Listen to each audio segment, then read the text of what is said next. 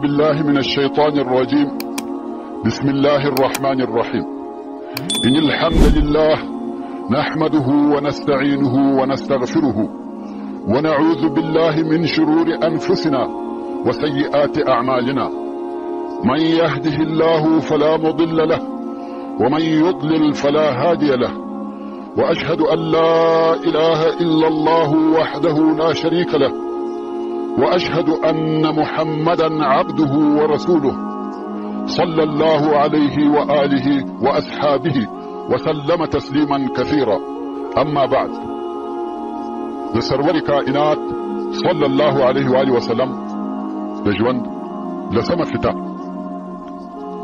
السلام عليكم ورحمة الله وبركاته. ورونو، د کفارو سره د مسلمانانو ژوند تریخ او کفارو به د رسول الله صلی الله علیه و آله وسلم څخه معجزې غوښتې. همیشه به ورته ویل تا خو موږ ته هیڅ شی نه دي راښکاره کړی، لږ تر لږه تو خو یوه معجزه موږ ته راښکاره کړه چې د هغه په واسطه موږ ستا پر رسالت اقرار وکړو. رسول الله صلی الله علیه و آله وسلم وفرمایل که سپوږمۍ دوه ځایه سوه تاسې ایمان راوړئ؟ که ستاسې په حضور د الله عز وجل په اراده او زما په اشاره سپوږمۍ دوه ځایه سوه تاسې د الله عز وجل او زما په رسالت ایمان راوړئ؟ کفار ویل هو. نو د 15 په شپه چې سپوږمۍ پوره او کامله وي د دغه معجزې وعده یې سره وکړه. د 15 په شپه رسول الله صلی الله علیه و آله وسلم په مینا کې تشریف درلود او قریش هم د معجزې د لیدلو دپاره سره راټول سوي وه. رسول الله صلی الله علیه و آله وسلم سپوږمۍ ته اشاره وکړه چې دوه ځایه سي، او سپوږمۍ هم د رسول الله صلی الله علیه و آله وسلم په اشاره دوه ځایه سوه چې په عربي کې شق القمر ورته وایي. سپوږمۍ دوې ټوټې سوه، یوه حصه یې د غره و یوه طرف ته ولاړه او بله حصه یې د غره و بل طرف ته. د سپوږمۍ د دوو حصو په مابین کې غر راغلی. کفار ورته ګوري دا معجزه یې هم ولیده، بیا یې هم ایمان نه راوړي او ویل یې ته ساحر یې. منکره کفار تر دغه زیات څه شي غواړي، خو بیا هم حق د سحر وایي. الله عز وجل د سورة القمر په اولني آیاتو کې فرمایي اقتربت الساعة وانشق القمر. قیامت را نږدې سو او سپوږمۍ دوه ځایه سوه. وإن يروا آية يعرضوا ويقولوا سحر مستمر. که دغه کفار د الهي قدرت یو دلیل وویني مخ ځینې واړوي او وایي چې دا پخوانی قوي سحر دی. وكذبوا واتبعوا أهواءهم وكل أمر مستقر. او دوی حق درواغ بولي او د خپل خواهشاتو متابعت کوي او هر کار پر خپل وخت کېدونکی دی. یعنی د دوی عذاب هم پر خپل وخت ورته راتلونکی دی. د دوی هلاک چې الله عز وجل په خپل علم کې ورته ټاکلی دی شا او مخته نه کېږي، پر خپل وخت به ورته راسي. ورونو، دغه شق القمر لو حادثه او نادره معجزه ده. رسول الله صلی الله علیه و آله وسلم خپل رسالت ورته ثابت کړي، مګر کفارو بیا هم ایمان نه راوړي. د تاریخ ډېر علما لکه ابن کثیر او داسې نور وایي چې عربو به په دغه واقعه سره تاریخ شوی. موږ د مخه هم درته ویلي وه چې عربو جنترین نه درلوده او کوم وخت چې به یوه لویه واقعه پېښه سوه په هغه سره به تاریخ شوی چې تر فلانۍ واقعې 2 کاله د مخه یا 2 کاله وروسته فلانۍ کار وسو. او د دغه لویو واقعو څخه کوم چې عربو تاریخ به شوی د فجار جنګونه وه، د فیل کال و او دغه شق القمر و. حتی په هندوستان کې هم دغه شق القمر ولیدل سو. ډیرو خلقو په ډیرو ځایو کې دغه شق القمر ولیدي. که دا سحر وایي یوازې به دغو خلقو لیدلی چې دا دلته د رسول الله صلی الله علیه و آله وسلم سره موجود وه، مګر دا لیدل عام او لو معجزه وه. ډیرو خلقو ولیده. دلته یوې کوچنۍ تفسیرې ته ضرورت شته. هغه دا چې غربیان دا خبره نه مني او وایي زموږ په تاریخ کې د دغه شق القمر ذکر نشته. نو نه دی پېښ شوی. د دغه انکار دپاره د دوی یوازنی دلیل دغه دی چې وایي موږ شق القمر نه دی لیدلی، مګر د شق القمر د نه پېښېدو دپاره دغه دلیل کافي نه دی، بلکې د شق القمر د اثبات دپاره ډېر دلیلونه شته. اولا شق القمر د شپې و او په ډېرو غربي ملکو کې د مطالعو د اختلاف په سبب ورځ وه، او په ځینو ملکو کې نیمه شپه وه او خلق بیده وه، او په ځینو ملکو کې اوریځ وه. که چیرې بیا په ځینو ملکو او ځایو کې آسمان شین هم وي او خلق هم د باندې ناست وي، دا ضروري نه ده چې هغو ټولو د آسمان و طرف ته کتل او سترګې د سپوږمۍ څخه و بل طرف ته نه اړولې. بل که آسمان شین هم وي او پر مځکه د سپوږمۍ رڼا هم وي، د سپوږمۍ په دوه ځای کېدو د هغې په رڼا کې کوم خاص فرق نه پیښیږي چې خلک دې ورته متوجه سي. او بل دغه دوه ځای کېده د یو څو ثانیو دپاره وه، ساعت او ډېر وخت یې په بر کې نه دی نیولی. موږ وینو چې ډېر ځله د سپوږمۍ تندره یا خسوف پیښیږي او تر ډېر وخت پورې دوام هم کوي، خو بیا هم په میلیونو انسانان نه په خبرېږي. په تېره بیا په هغه زمانه کې چې د نن غوندې رصدخانې او نور آلات هم نه وه موجود، د خبر د نشرولو دپاره اخبار او رادیوګانې هم نه وې چې دا خبر نشر او ضایع کړي. په هر حال په غربي تاریخ کې د دې معجزې نه وجود د هغې د تکذیب او نه منلو دلیل نشي کېدلی، خو په شرقي تواریخو کې د دې معجزې ذکر شته. په هندوستان کې د مالیبار د مهاراجي د اسلام راوړلو سبب هم دغه د شق القمر واقعه شوه، لکه څرنګه چې مخکې مو وویل دا معجزه په قرآن کریم کې هم ذکر شوې ده. خیر، د بعثت د 11 کال د حج په موسم کې چې د 620 میلادي کال د جولای میاشت وه، اسلامي دعوت ډېر ښه تخم لاسته راوړ چې ډېر ژر دغه تخم په لویو لویو درختو بدل شو، چې دغه درختو په خپله سایه کې مسلمانان د هغه ډېرو او اوږدو کلو د ظلم او طغیان د ګرمو لبو څخه وساتل. کوم وخت چې اهل مکې د رسول الله صلی الله علیه و وسلم تکذیب کاوه او دوی صلی الله علیه و وسلم یې د الله عز وجل د لارې د دعوت څخه منع کاوه، نو رسول الله صلی الله علیه و وسلم داسې حکمت عملي کاوه چې د شپې په تاریکیو کې به د حاجانو پر ډلو او خیمو ګرځېدی.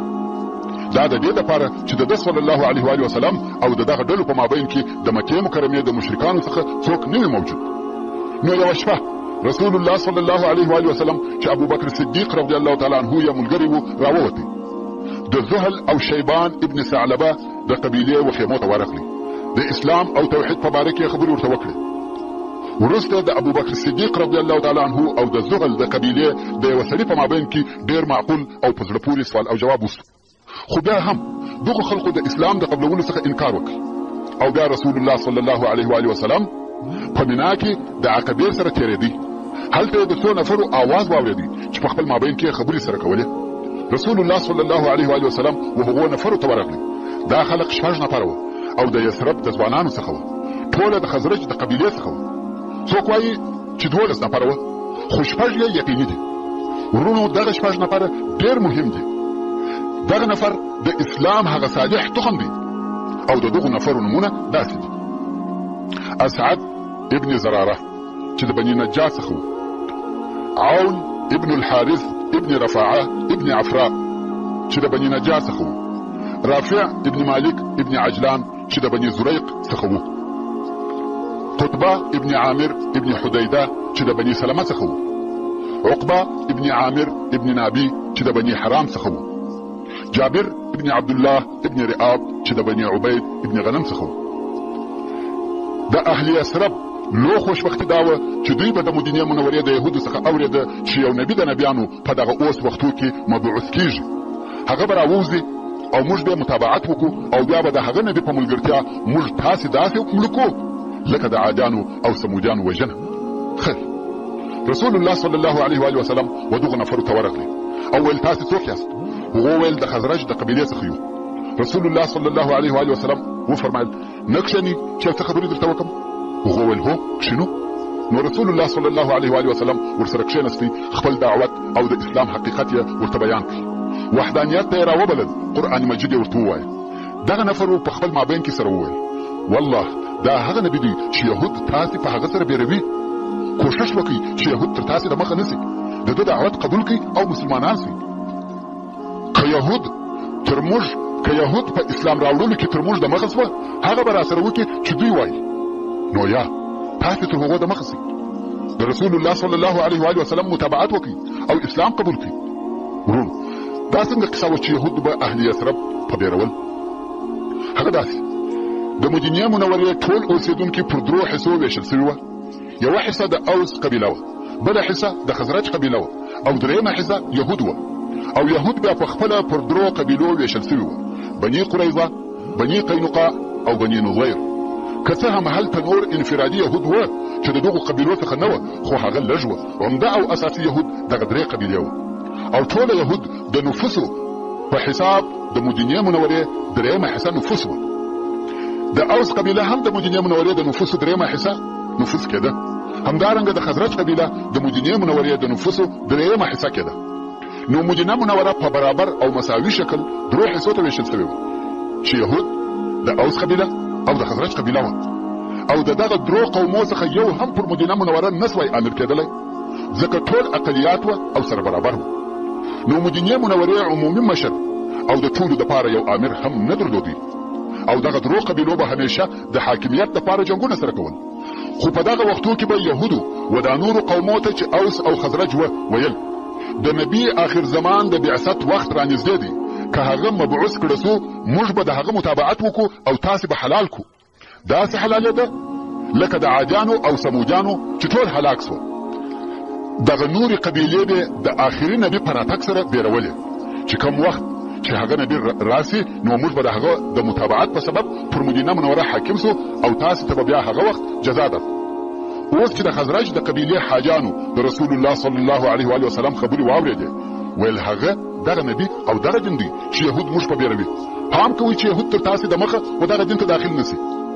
دغه خلق عاقلان او هوښیاران وو، کورنیو جنګو د پښو اچولي وه، خاصتا هغه د بعاث جنګ چې په دغه نږدې وختو کې تېر سوی و، او تر اوسه د هغه جنګو لمبې پورته کېدې.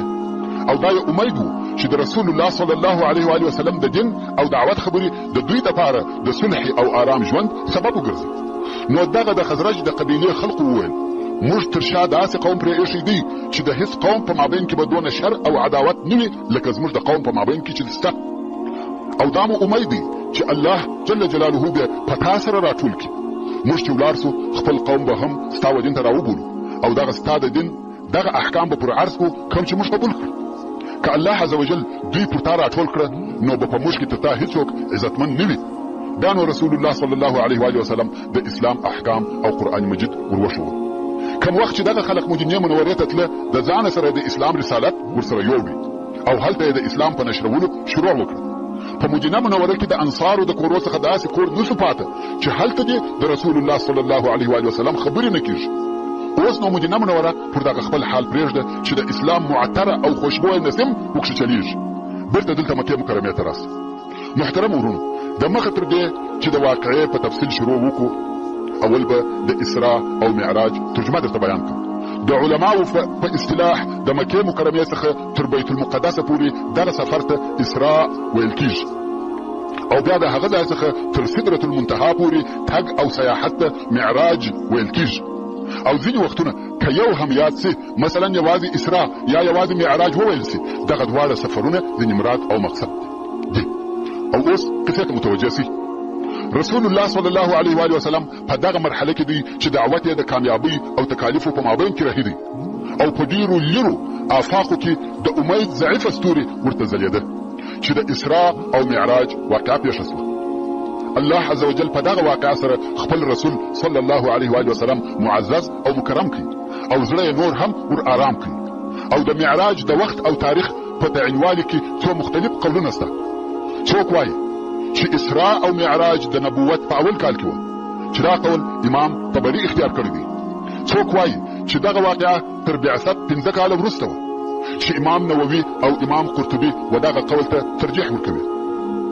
څوک وایي چې اسراء او معراج د بعثت د 10 کال د رجب د میاشتې د 28 په شپه و، چې دا قول علامه منصور پوری اختیار کړی دی. څوک وایي چې 14 میاشتې د مخه تر هجرت و، یعنی د بعثت د 12 کال د روژې په میاشت کې و. څوک وایي چې 1 کال او 2 میاشتې تر هجرت د مخه و، یعنی د بعثت د 14 کال د محرم په میاشت کې و. څوک وایي چې 1 کال تر هجرت د مخه و، یعنی د بعثت د 14 کال د ربیع الاول په میاشت کې و. اول درې قوله خو په دې سبب نه دي صحیح چې خدیجه رضی الله تعالی عنها د بعثت د 10 کال د روژې په میاشت کې وفات و، او د دې رضی الله تعالی عنها وفات د مخه تر هغه وو چې 15 منځونه فرض سي. او په دې کې د علماو هیڅ اختلاف نشته چې 15 منځونه د معراج په شپه فرض و. نو معلومه خبره ده چې معراج د دې تر وفات او د بعثت تر 10 کال وروسته دی. پاتې سوه درې اخر قولونه. د هغو په باره کې داسې دلیل نشته چې یو قول دي تر هغه نورو راجح او افضله کړي، خو فقط د آیات شریف سیاق پر دې دلالت کوي چې اسراء او معراج ډېر وروسته پیښ شوي دي. او دغه معراج د رسول الله صلی الله علیه و وسلم په ژوند کې هغه لویه واقعه ده.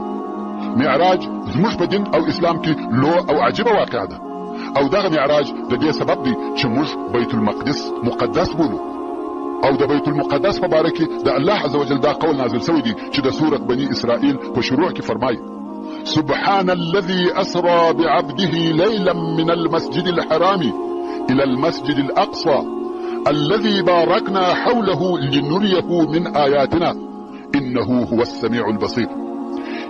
يعني پاکده هغه ذات لره چې به ولی یو بنده خپل محمد صلی الله علیه و آله وسلم د شپې په یو حصه کې د مسجد الحرام څخه تر مسجد الاقصی پورې هغه مسجد اقصی چې موږ د هغه شاوخوا برکتناکه کړی ده د چی شي لپاره به ولی وو چې موږ دغه محمد ته د خپل قدرت ځینې دلایل او علامې وښیو یا ورښکاره کړو بېشکه چې دغه الله ښه اورېدونکی او ښه لیدونکی دی هر څه اوري او پټ اسرار هم ورته ښکاره دي دا د آیات شریف ترجمه ورونه بیت المقدس مبارکه مځکه ده مځکه څنګه مبارکه او مشرفه کیږي شرف او برکت د الله عزوجل د طرفه وي الله یې مبارک کوي او په دغه آیات شریف کې الله جل جلاله بیت المقدس مبارک بللی دی ځکه فرمایي الذي بارکنا حوله یعنی هغه چې موږ د هغه شاوخوا مبارکه کړې ده او دغه رنګه الله جل جلاله مکه مکرمه او مدینه منوره مبارک کړې دي نو دغه د معراج په شپه جبريل عليه السلام ورسول الله صلی الله علیه و آله وسلم ته راغلی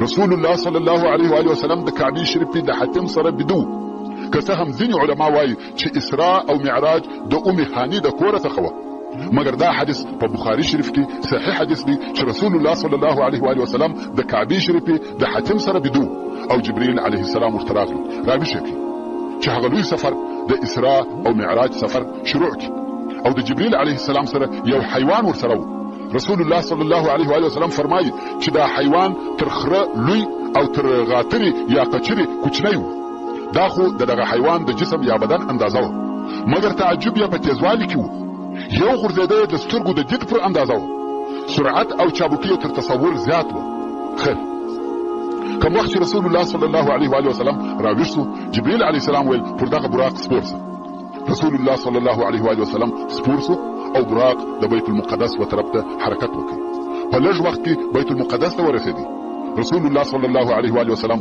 و مسجد اقصی ته ور داخل شو هلته یو عجیبه اجتماع ولیده الله جل جلاله هلته د رسول الله صلی الله علیه و آله وسلم د پاره ټول انبیا او رسولان را جمع کړي وو علماء کرام د انبیاو او رسولانو په عدد او شمیر کې مختلف قولونه لري څوک د ټولو انبیا او رسولانو علیهم السلام شمیر 1,40,000 زیات او کم پکښې بولي څوک وایي د رسولانو عدد 300 دی او د انبیاو عدد 40,000 دی نور قولونه هم شته مقصد دا چې په دغه مبارکه شپه کې الله جل جلاله ټول انبیا او رسولان علیهم السلام په دغه لو او مبارکه ټولنه او اجتماع کې راجمع کړي وو ابراهیم نوح موسی عیسی علیهم السلام ټول انبیا په مسجد الاقصی کې سره یوځای شوي وو د مځکې پر مخ کم ځای دی چې د ټولو انبیا علیهم السلام په اجتماع دی مشرفه شوي وي بېله بیت المقدس او بېله مکې مکرمې څخه بل ځای نشته کعبه شریفې ته ټول انبیا د حج دپاره راغلي دي رسول الله صلی الله علیه و آله وسلم فرمایي الانبیاء قد حجوا بیت الله الحرام یعنی ټول انبیا علیهم السلام د بیت الله الحرام حج کړی دي او بیت المقدس هم هغه ځای دی چې ټول انبیا په دغه شپه دلته سره جمع شوي دي چې دا اجتماع بیا هیڅ وخت او په ټول تاریخ کې نه ده تکرار شوی او په هیڅ ځای کې د بل وار دپاره ټول انبیا نه دي سره جمع شوي بېله بیت المقدس او مسجد اقصی څخه او دا ټول انبیا او رسولان علیهم السلام د نبی آخر زمان جناب رسول الله حبیب الله سرور کائنات محمد مصطفی صلی الله علیه و آله وسلم و استقبال او شراغلته راغلی و انسان د دې منظر او مشهد خیال او تصور هم نشي کولای ټول انبیا او رسولان و سرور کائنات سردار کونین ته راغلي دي صف قطار ولاړ دي او شراغلی ورته وایي دا څونه مبارکه اجتماع ده سعدي صاحب وایي بلغ العلا بكماله كشف الدجى بجماله حسنت جميع خصاله صلوا عليه وآله او بیا بل ځای وایي چه غم دیوار امت را که دارد چون تو پشتیبان چه باک از موج بحر آن را که باشد نوح کشتیبان او بیا نو رسول الله صلی الله علیه و آله وسلم د دغه ټولو انبیاو امامت کوي ودغه ټول انبیاء علیهم السلام ته سید الاولین والآخرین سید البشر سرور کائنات محمد مصطفی صلی الله علیه و آله وسلم لمونځ ورکوي. دا هغه لوی عظیم او لوړ شرف دی. تر دې به بل شرف چیرې وي چې د امتو د امامانو امام دې سي. امامي رسول پیشوای سبیل امینی خدا محبتي جبرائیل. او همدارنګه د قیامت په ورځ چې د هر امت څخه شاهد راوستل سي، یعنی د هر امت نبی به پر خپل امت شاهد وي او محمد صلی الله علیه و آله وسلم به بیا پر هغه انبیاو شاهد وي. دا هم د خیر البشر سرور کائنات محمد مصطفی صلی الله علیه و آله وسلم عزت او کرامت دی. دا اجتماع هغه لو او معظمه اجتماع و وانبیاء علیهم السلام ته د رسول الله صلی الله علیه و آله وسلم لمونځ او امامت و چې بیا د اسلام په تاریخ کې نه دی مقرر شوی. کوم وخت چې رسول الله صلی الله علیه و آله وسلم د لمانځه څخه فارغ شو، جبرئیل علیه السلام دوه لوښي یا دوه ګیلاس ورته راوړل چې په یو کې شیدې او په بل کې شراب و. رسول الله صلی الله علیه و آله وسلم هغه د شیدو لوښي واخیستی. جبرئیل علیه السلام ورته وویل وسمې لارې ته لارښوونه او هدایت درته سوی دی، یعنی دا چې شراب دې نه واخیسته الله جل جلاله سمه لار درښولې ده او امت دې هم وسمې لارې ته رابللی دي. په دغه خبره کې د جبرئیل علیه السلام د طرفه و دې ته اوله اشاره ده چې شراب بد او خبیث شی دی. که څه هم تر دغه وخته په اسلام کې شراب نه و منع سوي، خو رسول الله صلی الله علیه و آله وسلم هیڅکله نه شراب څښلي وه او نه څښلي دي، نه د مخه تر بعثت او نه وروسته تر بعثت.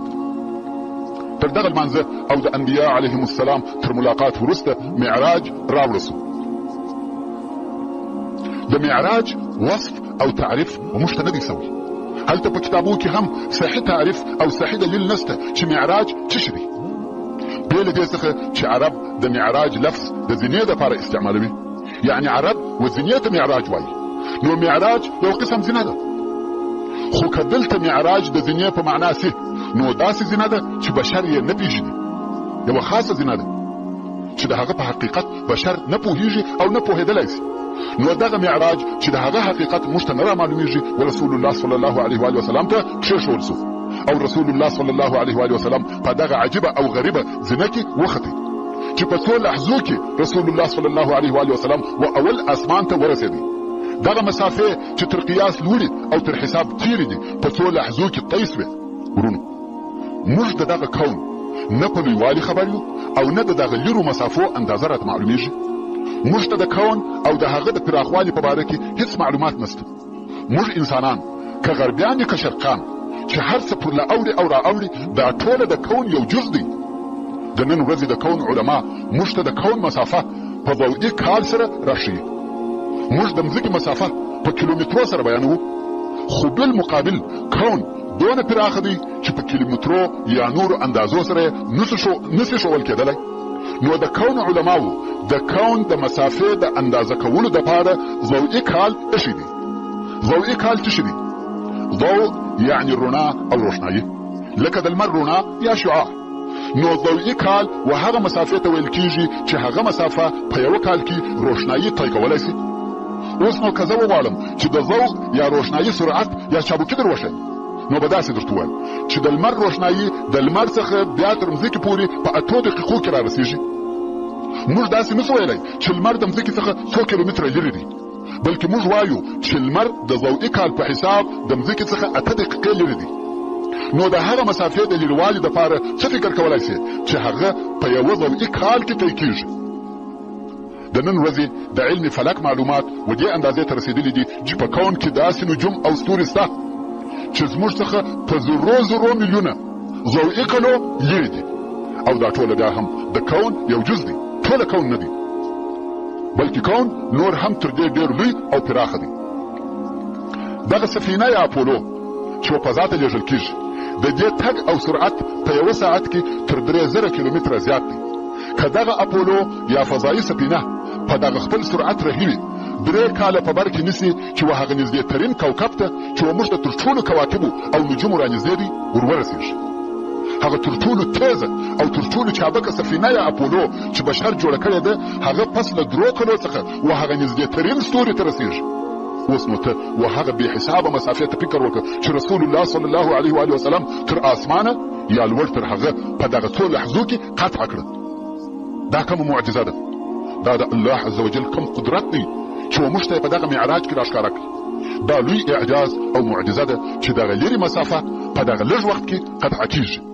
او رسول الله صلی الله علیه و آله وسلم د دنیا او اسمان ته ورسېدی چې موږ اول اسمان ورته وایو. د اسمان دروازه بنده او تړلې وه. جبريل علیه السلام دروازه وټکول.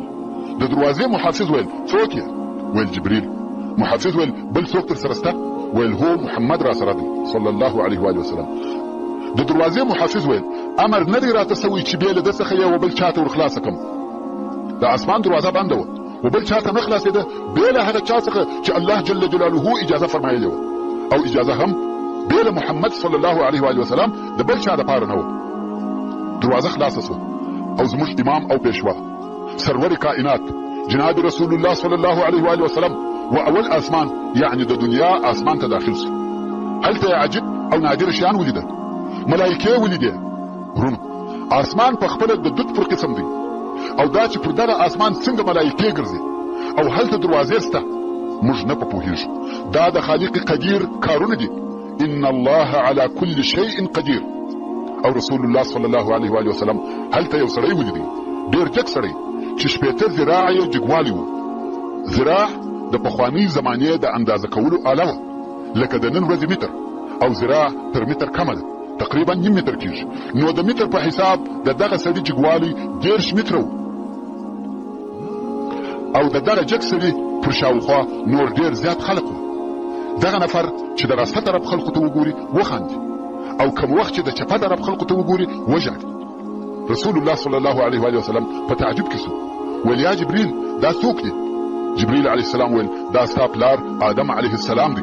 ورونو د آدم علیه السلام قد او جګوالی 30 متره دی، او د هغه وخت ټول انسانان په دغه اندازه جګ وه. رسول الله صلی الله علیه و آله وسلم فرمایي چې د هغه وخت څخه انسانان د قد او قامت په کمېدو کې دي، حتی تر اوسه پورې، او نور به هم پسې کمیږي. مګر هغه وخت یې جګوالی په دغه اندازه سره و، یعنی په شروع او ابتدا کې. او بیا رسول الله صلی الله علیه و آله وسلم پوښتنه وکړه چې دغه د ده پر شاوخوا دغه نور څوک دی، او د ده د ژړا او خندا سبب څه دی؟ جبريل علیه السلام ویل دا یې اولاده ده. د راسته طرف خلق یې اهل جنت دي، یعنی جنتیان دي، او د چپه طرف خلق یې دوزخیان دي. آدم علیه السلام چې هغه اولادې ته وګوري چې جنت ته ځي خوشحاله سي او وخاندي، او بیا چې هغه اولادې ته وګوري چې دوزخ ته ځي خفه او غمجن سي وژاړي. رسول الله صلی الله علیه و آله وسلم د آدم علیه السلام قیافه بیانوي او فرمایي آدم علیه السلام ډېر جګ سړی و، صحن او غنم رنګه سړی و، سپین پوستی نه و، ډنګر و او جګه پزه یې وه. نو د آدم علیه السلام د شکل او قیافې تعریف داسې سو جګ، ډنګر، صحن او غنم رنګه سړی دی. او دلته په دغه اول اسمان کې رسول الله صلی الله علیه و آله وسلم نور ډېر عجب شیان ولیده، چې د هغې جملې څخه یې خلق ولیده چې په یوه لو واله کې او بازي کوي. ځینې علما وایي دغه واله د وینو وه، د اوبو په عوض وینې پکښې بهېدلې. دغه نفر به په دغه وینو کې او بازي کول، څو په ډېره ستړیا به د ولې وغاړې ته ورسېده، او د ستړیا په سبب یې خولې وازې نیولې وې. خو دلته به ملایکو پر مخ په ډبرو ویشتل، حتی مخان به یې زخمي سوه او وینې به ځینې بهېدې، او بېرته به په اوبازي هغه بل طرف ته رهي سو. خو هلته بیا دغه د ډبرو وارونه پر کېده. رسول الله صلی الله علیه و آله وسلم په تعجب کې سو. ویل یا جبريل دا څوک دی؟ جبريل علیه السلام ویل دا هغه خلق دي چې د یتیمانو مال یې خوري. ورونو هر هغه څوک چې د یتیمانو مال خوري پس له مرګه به په عالم برزخ کې د قیامت تر ورځې دغه عذاب ورکول کېږي، او بیا یې په قیامت کې جزا د دوزخ اور دی. دا یې هغه اولنی او کوچنی عذاب دی چې د مخه تر قیامت ورکول کېږي، او په قیامت کې بیا اشهد عذابونه ورته ګوري. الله عز وجل دې پناه راکړي. او رسول الله صلی الله علیه و آله وسلم نور خلق ولیده چې ډېر لوی نسونه او خېټې یې وې، ستونې ستخ پر مځکه پراته وه، او د فرعون قوم به د هغو پر خېټو او نسو تېرېدی. تاسو ته معلومه ده چې الله عز وجل د مخه تر قیامت په عالم برزخ کې د فرعون و قوم ته جزا ورکوي، او جزا یې په دې ډول سره ده چې په یوه شبه روز کې 2 واره اور ته بیول کېږي. یعنی اوس یې عذاب پرلپسې نه دی، فقط 1 وار په ورځ او 1 وار په شپه کې پر اور ارزېږي، او بیا بېرته راوستل کېږي. دغه جزا یې تر قیامت د مخه ده، او بیا په قیامت کې اشد عذاب ورکول کېږي. نو دغه د فرعون قوم چې به اور ته بیول کېده او بېرته راوستل کېده، د دغه لوی نسو خلقو پر خېټو به تېرېده. رسول الله صلی الله علیه و آله وسلم پوښتنه وکړه، ویل یا جبريل دغه څوک دی؟ جبريل علیه السلام ویل یا رسول الله دغه لوی نسي خلق سود خوړونکي دي، هغه چې په دنیا کې به په سود هغه چې په دنیا کې سود کاوه او ربا یې خوړله. او هغه کسان چې د دوی پر نسو تیریږي هغه د فرعون قوم دی چې 2 واره عذاب ته بیول کیږي. خو د تګ او راتګ لار یې دغه د سود خورونکو نسونه دي، هغه چې په دنیا کې د معاملې په سود او ربا سره کولې. ورونو هغه کسان چې سود او ربا کوي هغه بد او حرام کار کوي. او الله عزوجل دغه خلقو ته د جزاء او تهدید په ډول سره د سورة البقره په 209 نمبر آیات کې فرمایي فاذنوا بحرب من الله ورسوله، یعنی تاسو د الله عز وجل او رسول الله صلی الله علیه و آله وسلم د جنگ د پاره ځانونه تیار کړي. هغه څوک چې سود او ربا کوي هغه ته به د قیامت په ورځ وویل سي چې اسلحه دې درواخله. سود خورونکی به وایي د چیش دپاره؟ وایي د الله عز وجل سره د جنگ دپاره. او هغه څوک چې د ربا مال خوري هغه به د قیامت په ورځ د پیریاني او میرګیاني سړي په شکل راپورته کیږي. او دا هم تاسو ته معلومه ده چې پیریاني او میرګیاني پر لارې نشي تلای. سود خورونکی انسان دغه ټول تکالیف او د قیامت عذابونه د دې دپاره قبلوي چې یو 15 پیسې په دغه نابوده او بې بقا دنیا کې وګټي. او هغه هم بیا وداسې چاته ځینې پاتې وي چې نه په شو یادوي. خیر د جزئی او فانی ګټې دپاره لو او ابدي ګټه د لاسه ورکوي. او بیا رسول الله صلی الله علیه و آله وسلم داسې خلک ولیده چې د هغو سره وراسته او بدبویه خواړه ورسره وه. ډېر بد بوی اخلي خو په عین وخت کې نور پاک تازه او خوشمزه خواړه هم ورسره وه. مګر دغه خلکو هغه پاک تر او تازه خواړه پرېښول او هغه بدبویه وراسته خواړه یې خوړل. رسول الله صلی الله علیه و آله وسلم په ډېر تعجب کې شو. څوک دی چې ښه او تازه خواړه پرېږدي او بدبویه وراسته نجس خواړه خوري؟ نو ویل یا جبریل دا څوک دی؟ جبریل علیه السلام ویل دا زناکار دي.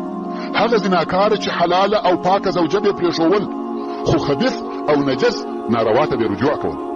رسول الله صلی الله علیه و آله وسلم دلته په اول اسمان کې ډېر شیان ولیده. او بیا یې د اول اسمان څخه و دوهم اسمان ته د جبریل علیه السلام په ملګرتیا تشریف یووړی.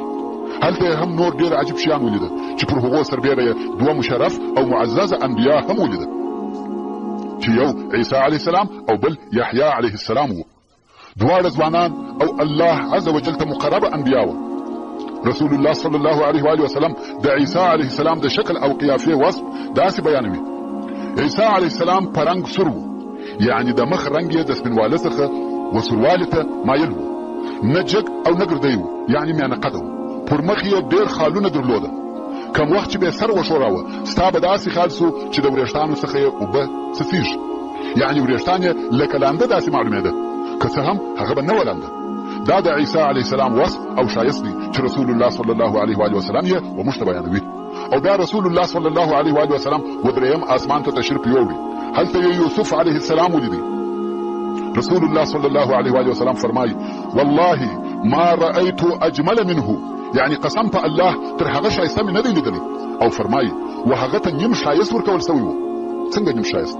خلق د دې جملې و مقصد ته نه متوجه کیږي. مقصد دا الله عز وجل چې څونه شایست خلق کړی دی هغه پر 2 حصې ویشل سوی دی. یوه حصه یوازې یوسف علیه السلام ته ورکول سوې ده او هغه بله حصه و ټول بشر ته ورکول سوې ده.